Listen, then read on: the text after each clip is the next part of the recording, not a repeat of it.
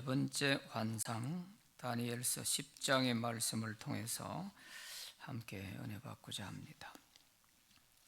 우리가 9장에서 다니엘이 예레미야의 글을 읽고 이제 우리 유다 민족이 70년 포로 생활에서 곧 해방될 때가 다 됐구나 하는 이런 설레는 마음에서 하나님께 기도하게 됐었죠. 그렇게 기도해서 응답이 된 것입니다. 고레스 왕 원년에 유다 백성들을 전부 다 고국으로 돌아가라 하고 해방 칙령을 내려주었어요. 그런데 기도 응답은 됐는데 돌아가라 하면은 유다 백성들이 많이 돌아갈 줄 알았죠. 그런데 다니엘의 기대와는 다르게 돌아간 사람은 5만 명이 좀 안 됩니다. 그리고 나머지 사람은 전부 다 바벨론 제국 거기에 남아 있었던 거예요. 그럴 때 다니엘의 심정이 어땠겠어요? 자기는 이제 해방되면 우리 유다 민족이 다 고국으로 돌아가서 다시 나라를 세우고 폐허가 된 예루살렘을 다시 중건하고 이렇게 할 것이다 하는 이런 마음에서 굉장히 기대가 컸을 거예요. 그런데 너무나 생각과 다르게 가라고 하는데도 갈 사람이 많지 않는 거죠. 물론 70년이라고 하는 세월이 지났기 때문에 벌써 유대인들의 2세, 3세가 태어났을 거 아니에요. 그러다 보면 그 바벨론에서 태어나서 자라고 했던 사람들은 이미 그 나라 문화에 익숙해져 있고 또 고국이라고 말은 하지만 한 번도 가보지 않은 곳이고 그래서 그런지 돌아간 사람들이 그리 많지 않았던 거죠. 이것 때문에 다니엘은 굉장히 아마 마음이 많이 아팠던 것 같습니다. 그래서 오늘 이제 이 10장의 말씀은 바로 이 9장에서 연관돼서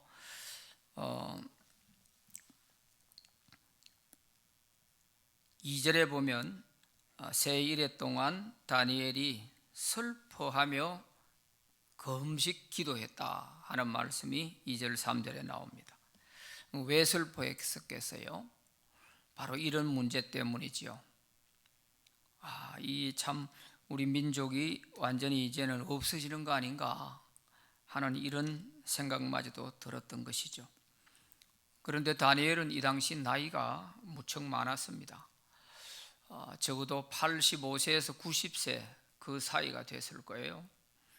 그러니까 아마 다니엘 자신은 또 이 바벨론에서 해야 할 일도 있고 또 나이도 있고 이래서 가지 않았지만 돌아간 사람들이 너무 작은 것에 대해서 굉장히 마음이 슬펐던 것입니다. 자, 이런 배경에서 이제 9장에서 10장으로 넘어오게 된다 하는 것을 좀 이해를 하고 오늘 말씀을 살펴보면 좋을 것입니다. 자, 1번 문제 다 같이 읽어봅니다. 시작. 다니엘이 큰 전쟁에 관한 환상을 본 때는 언제였는가? 1절에 보면 바사 왕 고레스 제3년에 그랬어요. 바사 왕 고레스 제3년 주전 539년에 고레스 왕이 이제 즉위를 합니다. 그런데 바벨론으로부터 이제 흡수해서 인정을 받은 것은 주전 538년이에요. 그러니까 3년이 됐으니까 535년이 됐겠죠. 이때에 다니엘이 큰 전쟁에 관한 환상을 보게 된 것입니다. 이때는 이미 포로에서 돌아간 유다 백성들이 고국에 돌아가 가지고 예루살렘 성전, 스룹바벨 성전을 지으려고 하다가 중단되어 있는 상태죠. 37년에 주전 537년에 돌아간 사람들이 예루살렘 성전 주춧돌을 놓기 시작했어요. 그랬는데 공사 시작하고 얼마 안 돼 가지고 반대에 부딪혀 가지고 그만 공사가 16년 동안 중단이 되어 버립니다. 그러니까 이때 기간에는 이 고레스 3년에 하는 이때는 중단된 지가 얼마 안 된 거죠. 한 2, 3년밖에 안 됐죠.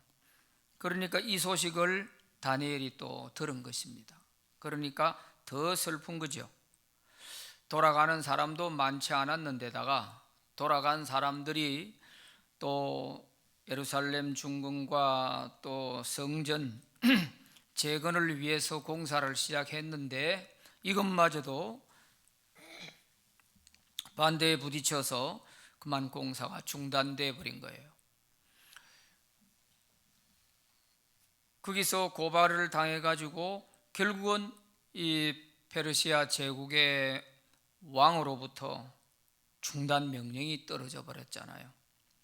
그래서 이런저런 그런 것들을 그 당시 상황을 감안해 볼 때 다니엘이 새 일해 동안 금식을 하면서 기도하지 않을 수 없었던 그런 상황들을 우리가 알 수가 있습니다.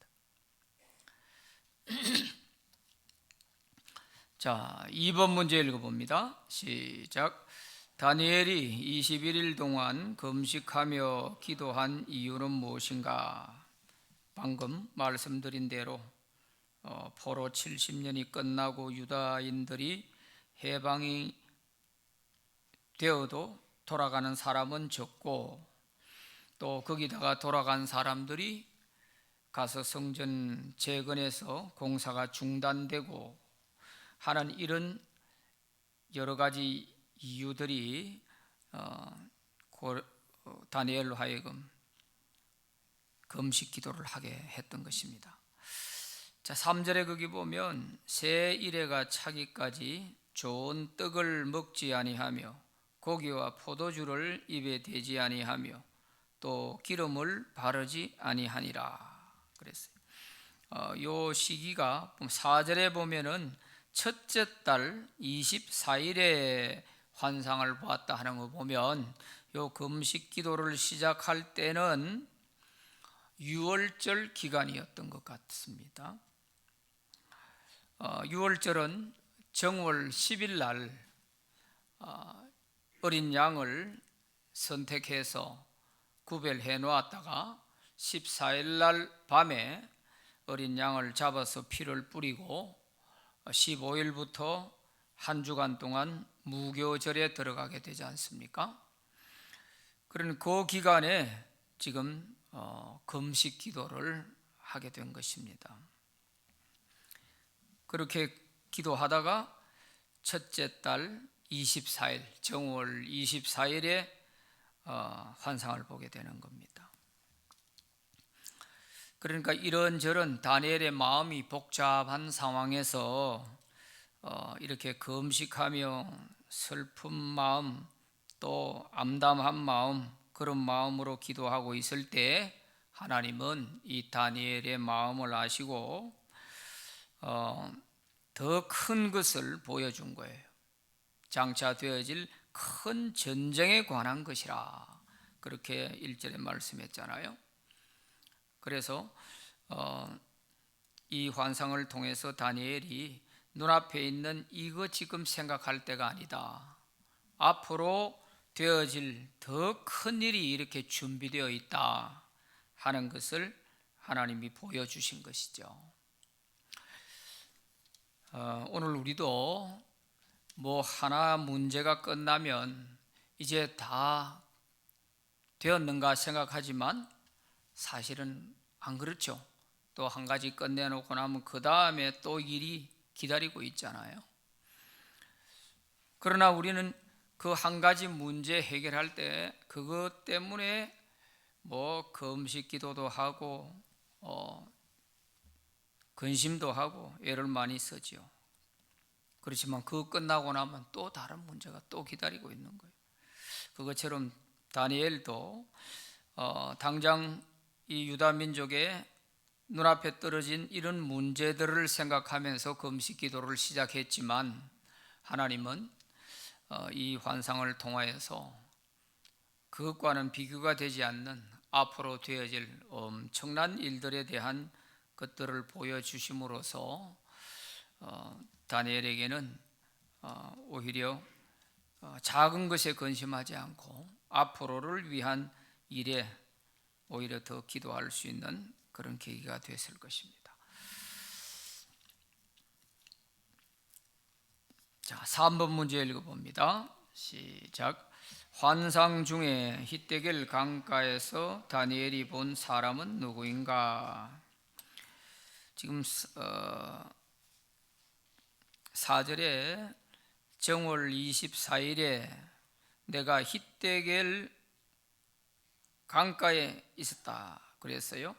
이것은 다니엘이 몸이 거기가 있은 것이 아니라 환상 중에 자기가 히데겔 강가에 있었는데 거기에서 환상을 보게 된 것이라 그런 말입니다.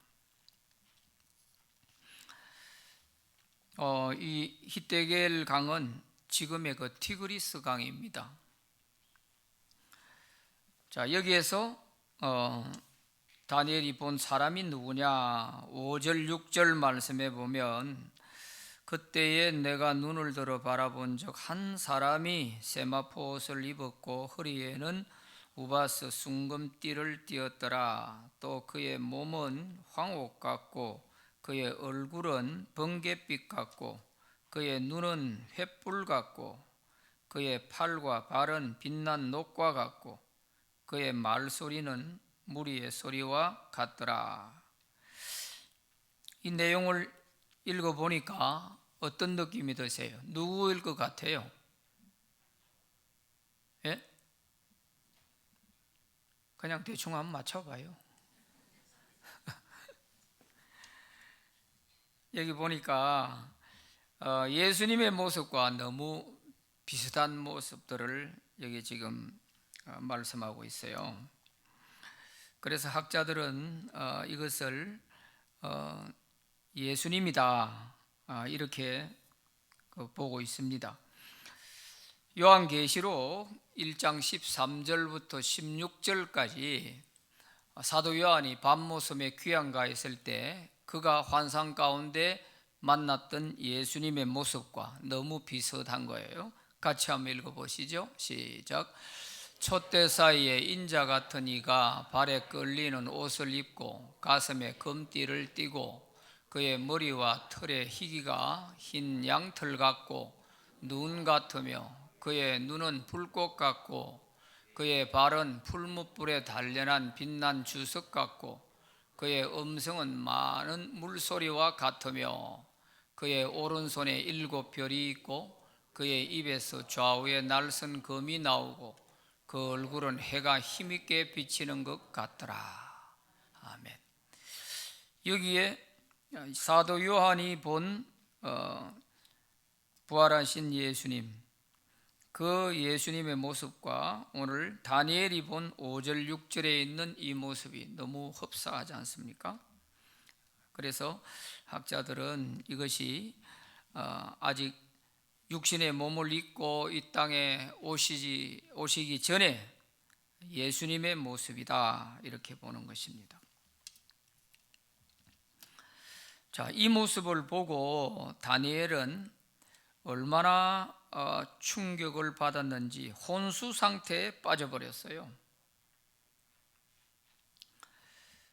그 뒤에 8절 9절 말씀에 보면 그러므로 나만 홀로 있어서 이 큰 환상을 볼 때에 내 몸에 힘이 빠졌고 나의 아름다운 빛이 변하여 썩은 듯 하였고 나의 힘이 다 없어졌으나 내가 그의 음성을 들었는데 그의 음성을 들을 때에 내가 얼굴을 땅에 대고 깊이 잠들었느니라 그랬어요. 아주 혼수 상태에 쓰러져 버렸어요. 이 예수님의 모습에 다니엘이 엄청난 충격을 받은 것이죠. 이런 모습을 볼 때 다니엘은 그가 주님을 만나기 전에 그 복잡한 마음, 이런 마음을 가지고 기도를 시작했는데 기도 가운데 환상을 보면서 주님이 나타난 것이죠. 이 주님을 보는 순간 자기 몸에 힘이 쫙 빠지고 그만 쓰러져서 깊이 잠들었다. 오늘 우리도 아마 근심 걱정 가운데서 이렇게 금식하다 기도하면 때로는 환상 중에 만약에 주님을 만난다면 우리 역시도 마찬가지 아니겠나 싶어요. 정말 이런 주님의 모습을 봤을 때 그 충격은 말로 못할 것입니다. 설마 하면서 우리는 그저 주님을 상상 속에서 생각만 했는데 환상 중에라 할지라도 우리가 직접 주님을 한번 대면한다면 과연 우리가 어떻게 될까? 아마 이렇게 될 것 같아요. 정말 충격에서 쓰러지고 아마 혼수 상태에 빠질 것 같아요. 더군다나 이 당시 다니엘은 연세가 벌써 85세가 넘었단 말이에요. 이런 상황에서 21일 동안 금식을 했죠. 그러니까 조금만 충격을 받아도 아마 쓰러지지 않겠습니까?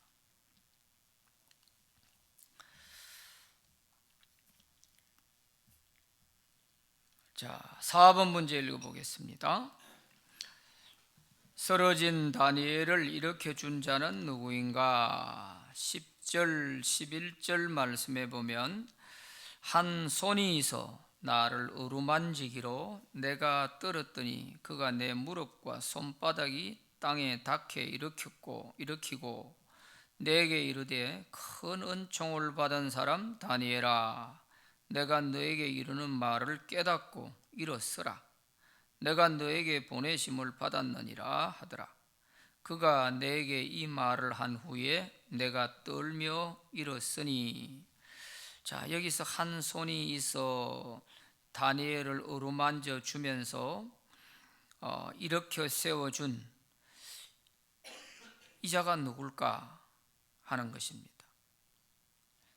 예수님을 보고 쓰러져 가지고 지금 혼수 상태에 빠져 있는 이 자를 일으켜 준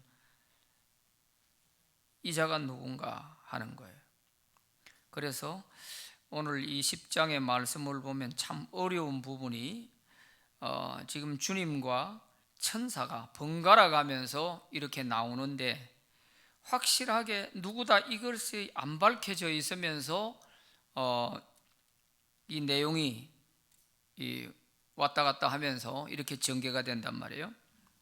그래서 이것이 참 어려운 부분이에요. 그래서 이 10절부터 15절까지 여기에 기록되어 있는 이 주인공은 바로 가브리엘 천사라고 보는 것입니다.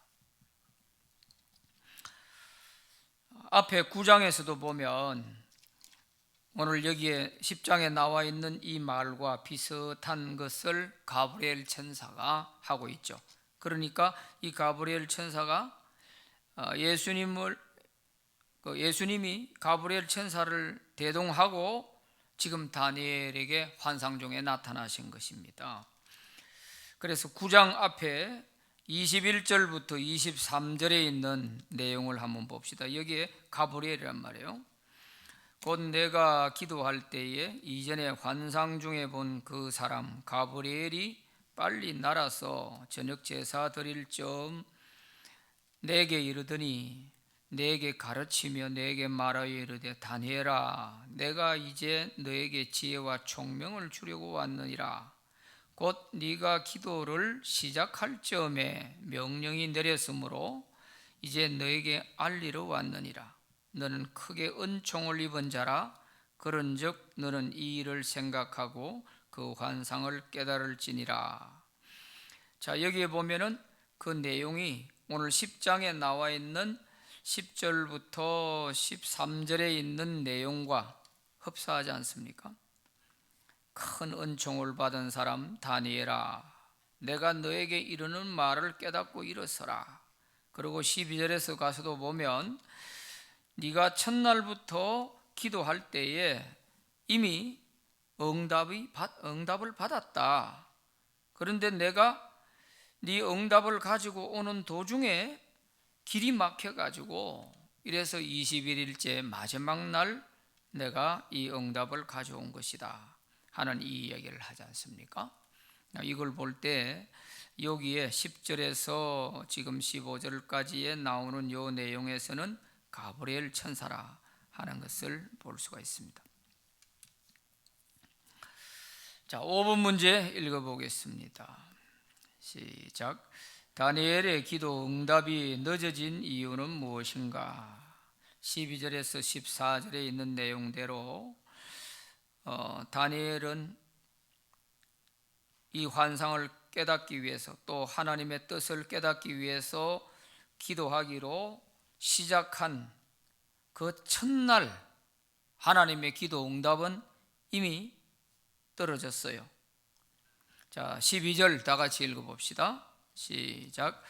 그가 내게 이르되 다니엘아 두려워하지 말라. 네가 깨달으려 하여 내 하나님 앞에 스스로 겸비하게 하기로 결심하던 첫날부터 내 말이 응답받았으므로 내가 내 말로 말미암아 왔느니라 그랬습니다. 기도 시작하던 첫날 이미 하나님은 다니엘의 기도의 응답을 가브리엘 천사를 통하여서 내려보내 주신 거예요. 그래서 그 가브리엘 천사가 기도를 응답을 가지고 오는 도중에 문제가 생겼어요. 13절 읽어봅니다. 시작. 그런데 바사 왕국의 군주가 21일 동안 나를 막았으므로 내가 거기 바사 왕국의 왕들과 함께 머물러 있더니 가장 높은 군주 중 하나인 미가엘이 와서 나를 도와주므로 이제 내가 마지막 날에 내 백성 당할 일을 내게 깨닫게 하러 왔노라 그랬어요. 자, 여기 보면 이게 무슨 뜻인가 조금 헷갈릴 수가 있는데 바사 왕국의 군주가 21일 동안 나를 막았다 하는 이 부분은 이중적인 그런 의미를 갖고 있습니다. 실제적으로 바사 군대가 가브리엘 천사가 오는 길을 가로막았다. 그건 뭐 될 수가 없는 일이잖아요. 어떻게 그런 일이 있겠어요? 천사는 영적인 존재인데. 자, 그래서 이것은 페르시아 군대 또 페르시아 군주 임금 이들에게 지금 사탄이 회방을 놓으려고 하는 유다 백성들을 위한 이런 사탄의 계획들 이런 것들이 바사 왕 군주 이 왕과 군대에게 이렇게 사탄이 나쁜 계획을 세우고 있었던 거예요. 그래서 다니엘로 하여금 이 기도의 응답이 전달되지 않도록 알지 못하게 하려고 이렇게 사탄이 막았다 그런 뜻입니다. 사탄이. 그래서 기도 응답이 늦어졌다 이렇게 일러준 것이죠. 자, 우리가 여기에서 오늘 우리의 영적 신앙생활에도 우리 기도가 즉시 응답될 때도 있지만 우리 기도도 이렇게 사탄의 방해로 인해서 응답이 늦어질 수도 있다 하는 것을 우리가 좀 깨달으면 좋겠어요. 하나님의 응답이 안 떨어진 게 아니고 그 응답이 나에게까지 전달되는 데 있어서는 사탄의 방해가 이렇게 있을 수 있다는 것이죠. 다니엘은 이걸 모르고 계속 21일 동안 계속 기도했잖아요. 마지막 날까지 계속 기도했잖아요. 그러니까 마지막 날 응답이 도착될 수가 있었어요. 그것도 미가엘 천사장이 와서 도와주어 가지고, 그래서 마지막 날까지는 기도 응답이 도달할 수 있도록 도와준 것이죠. 그래서 우리가 기도를 할 때에는 끝까지 할 필요가 있다는 것입니다. 조금 하다가 포기해 버렸다라면은 아마 다니엘이 응답을 못 받을 수도 있었겠죠. 그래서 끝까지 기도는 해야 된다. 또 우리의 기도가 일찍 응답이 하나님께로부터 내려져도 우리에게 전달되기까지에는 시간이 걸릴 수 있다. 사탄이 방해가 있기 때문에 그렇다 하는 이것을 좀 염두에 두고 우리가 기도를 해야 되겠습니다. 이런 걸 모르게 되면 기도하다가 낙심을 하게 되죠. 우리가 성경적으로 일반적인 기도 응답에 대해서도 즉시 응답하는 경우가 있습니다. 그래서 우리 기도하면 바로 즉시 응답이 돼서 해결이 될 수 있는 이런 일도 있고, 또 좀 오래 기다려야 되는 경우도 있고, 또 하나는 응답되지 않는 무응답이 응답인 경우가 있습니다. 그래서 하나님의 기도 응답은 세 가지 방법으로 주어지는데, yes 하고 바로 즉시 응답되는 것과, 또 기다려라 해서 기다려야 되는 그런 기도의 응답이 있고, 전혀 무응답이 응답인 경우가 있단 말이에요.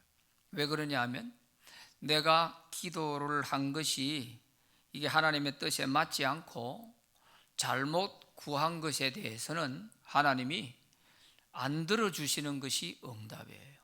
그것 들어주면 오히려 내게 좋지 않기 때문에 그래요. 내게 위험하거나 내게 전혀 도움이 되지 않는 그런 것들은 하나님께서 다 걸러내시고 안 들어주시는 것이 오히려 응답이 돼요. 하나님이 우리를 사랑하시기 때문에 그런 겁니다. 자, 그런 점에서 오늘 이 다니엘의 기도 같은 경우는 좀 도착이 늦어지기 때문에 우리가 지치지 말고 끝까지 기도하는 것을 우리가 배울 필요가 있다는 것입니다. 자, 6번 문제 읽어보겠습니다. 시작. 천사는 다니엘에게 온 이유를 무엇이라고 하였는가? 이제 오늘 이 10장의 결론 부분인데요. 20절, 21절을 같이 읽어봅니다. 시작. 그가 이르되 내가 어찌하여 내게 왔는지 네가 아느냐? 이제 내가 돌아가서 바사 군주와 싸우려니와 내가 나간 후에는 헬라의 군주가 이를 것이다. 이게 좀 어려운데요.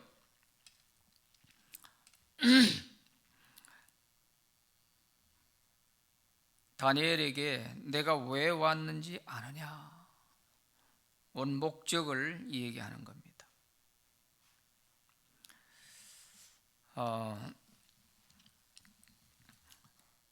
내가 돌아가서 바사 군주와 싸운다 이렇게 말하고 있어요. 바사 군주와 싸운다. 이 말은 지금 그 페르시아 왕을 비롯해서 그 군대가 지금 아주 나쁜 계획을 세우고 있는 것에 대해서 그렇게 하지 못하도록 싸우겠다는 거예요. 그걸 막겠다는 그런 뜻입니다. 자, 이렇게 페르시아 제국의 그 악한 계획들을 이루지 못하도록 지금 하나님이 보낸 천사들이 이걸 막겠다는 것입니다. 그리고 이 페르시아 제국에 대한 이 계획을 무산시키고 나면 이어서 또 헬라 군주가 등장할 것이다. 그런 말을 하고 있습니다. 그래서 내가 되돌아간 후에는 헬라의 군주가 이를 것이라 그랬습니다. 자, 이것은 지금 하나님의 계획 가운데 어떤 계획이 지금 세워져 있느냐 하면 페르시아 제국이 하나님께 쓰임을 받았습니다. 바벨론 제국도 역시 악한 그런 민족이지만은 하나님께서 그들을 사용하셨어요.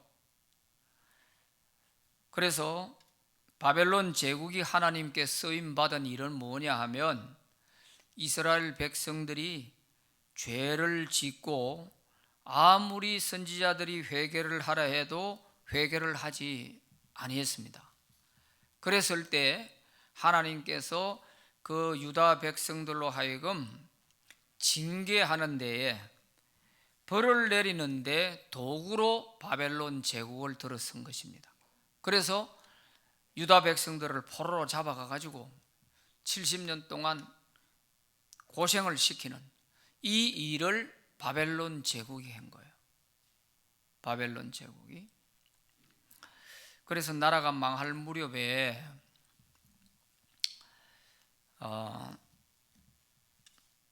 선지자들이 목숨 내놓고 많이 선포를 하고 이러면 안 된다고, 회개해야 된다고 이렇게 했지만 그 소리를 아무도 안 들었습니다. 그래서 우리가 하박국서 같은 경우를 보면 하박국 선지자가 기도하던 중에 하나님의 뜻을 알게 됐잖아요. 이 백성들이 이 죄를 짓고 회개하지 않기 때문에 내가 저 북방에 있는 갈대아 사람들을 불러와 가지고 이들을 다 끌고 가게 만들 것이다. 이 유다 나라가 폐허가 되게 할 것이다 하는 이런 하나님의 뜻을 알려주셨단 말이에요. 그러니까 하박국 선지자가 하나님께 반문을 하죠. 하나님, 그래도 하나님의 택함 받은 백성이 유다 백성인데 아무리 잘못했다 할지라도 저 하나님을 알지도 못하고 잔악하기로 유명한 저 바벨론 사람들을 불러와 가지고 우리 유다를 징벌한다는 것입니까? 도대체 있을 수가 없는 일 아닙니까? 하면서 하박국 선지자가 하나님께 반문을 한 적이 있죠.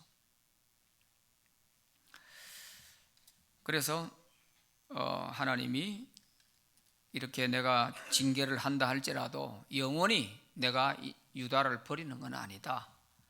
때가 되면 다시 회복할 것이다. 이렇게 했을 때 하박국 선지자가 오래가지 않도록 해주세요. 이 수년 내에 다시 이 유다가 부흥될 수 있도록 해주세요. 그렇게 기도한 내용이 바로 하박국서입니다. 그 짧은 성경이지만 거기에서 주는 중요한 교훈이 뭐냐 하면 악한 악인도 하나님이 서실 때가 있다는 거예요. 어디다 서느냐? 하나님의 백성들이 하나님의 뜻과 너무 어긋난 길로 갈 때에는 아무리 이 얘기를 해도 안 듣고, 그럴 때에는 이 유다 백성들을 징계하는 데에 있어서 몽둥이로 악인들을 사용한다는 거예요. 몽둥이로. 그래서 바벨론이 유다 나라를 정복하고 백성들을 포로로 끌고 가서 70년 포로, 예레미야 선지자가 예언한 대로 70년 포로가 되면 돌아오게 해준다고 한 그 기간 동안 이 바벨론 제국이 하나님께 쓰임을 받습니다. 그래서 바벨론 제국이 등장해서부터 망할 때까지 딱 73년 만에 망하게 돼요. 페르시아에 의해서 망하게 돼요. 망할 때 보면 우리가 앞에 봤지 않습니까? 망할 때 보면 허무하게 망하는 거예요. 전쟁 한번 해보지 못하고 그냥 무너지는 거. 때가 다 됐다는 거죠. 하나님이 서실 만큼 서시고 버려버리는 거예요. 버리는. 우리가 자녀 키울 때도 그러잖아요. 어릴 때 자녀들 키울 때 항상 회초리를 늘 옷장 위에다 올려놔 놓고 그렇게 있을 때가 있죠. 그러나 자녀가 이제 철이 들고 성장해버리고 나면 그 회초리 쓸데없잖아요. 꺾어내버리잖아요. 그거 어디다 쓰겠어요? 그것처럼 우리 인생사에 있어서 하나님은 이 악인들을 이런 회초리로, 때로는 몽둥이로 사용을 하시는 거예요. 악인도 쓰실 때가 있다니까요. 쓰실 때가 있어요. 그래서 우리는 이런 하나님의 섭리에 대해서 생각을 안 하니까 하나님이 어찌 이럴 수가 있습니까? 정말 저런 인간을 어떻게 하나님이 그냥 두십니까? 안 믿는 사람은 귀신이 누이 물었나 저런 인간 왜 안 잡아가나 이런 소리 하는데, 안 믿는 사람은 그런다고. 하나님이 다 쓰실 때가 있어요. 그리고 이제 페르시아 제국은 어디다 썼느냐? 페르시아 제국은 유다 포로들을 고국으로 돌아가게 만들어주는, 해방시켜주는 이 역할을 하면서 페르시아 제국이 등장을 해요. 그래서 이 고레스 왕이 등장하면서 누가 이 얘기를 한 것도 아닌데 하나님께서 그냥 어떻게 했는지, 꿈에 나타나서 말씀을 하셨는지 어찌했는지 모르지만 고레스가 유다 백성들은 다 고국으로 돌아가라. 너희가 믿는 그 하나님이 성전을 지으라고 한다. 그러니까 너희들은 돌아가서 하나님의 성전을 지어라. 그러고서 창고에 옛날 그 조상들 느부갓네살이 바벨론 제국 포로로 잡아올 때 성전에 있던 그릇, 기구 뭐 이런 것들 전부 창고에 갖다 넣어놨던 거 다 꺼내서 주면서 가져가라. 이런 역할을 했어요. 이게 페르시아 제국의 고레스 왕이 하나님께 쓰임 받은 부분이에요. 자, 이렇게 이제 쓰임 받은 이 페르시아 제국이 요것도 지금 이제 처음에 좋게 하다가 페르시아 제국이 이제 헬라 제국에 의해서 또 망하게 되는 거예요. 그런데 여기서 바사 군주와 싸운다, 또 내가 돌아간 후에는 헬라 군주가 온다 하는 요 말 속에는 아주 중요한 의미가 들어있는 거예요. 지금 페르시아 제국이 아주 유다 백성들 지금 포로에 많이 남아있지 않습니까? 돌아가라 했는데도 안 돌아가고 남아있잖아요. 그런데 이 사람들이 거기에 계속 있게 되면은 지금 큰 화를 당할 수가 있죠. 큰 화를 당할 수가 있어요. 그래서 우리가 그 에스더서를 보면 이 에스더 그 살던 그 시대는 다리오 왕, 아하수에로 왕 때인데, 아하수에로 왕이 127개 도를 거느릴 정도로 아프리카 에티오피아에서부터 인도까지 광활한 지역을 다스릴 정도로 이렇게 하면서 폭정을 해요. 그때 유다 백성들이 몰살할 뻔했잖아요. 이런 일들이 페르시아 제국 하에서 지금 계획이 되고 있는 거죠. 그래서 이런 것들을 하지 못하도록 하기 위해서 헬라 제국을 하나님이 들어 쓰시는 거예요.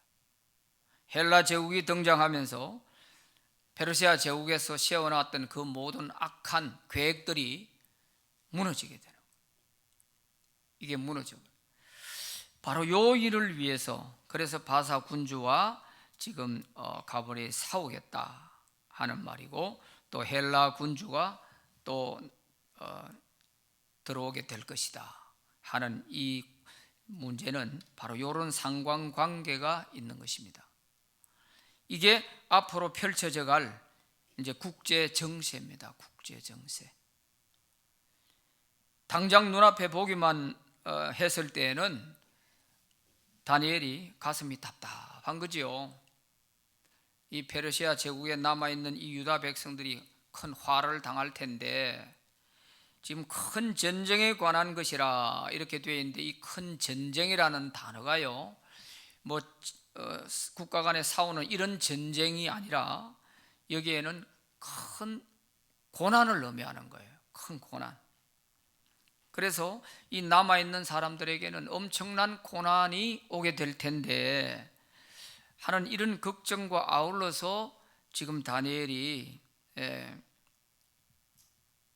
하나님께 기도한 거거든요. 그러니까 하나님께서 이제 다니엘에게 네 지금 눈앞에 떨어진 그것만 가지고 기도할 그게 아니다. 앞으로 펼쳐지게 될 이 국제 정세가 이렇게 지금 휘몰아칠 것이다 하는 것을 보여주게 되는 것이죠.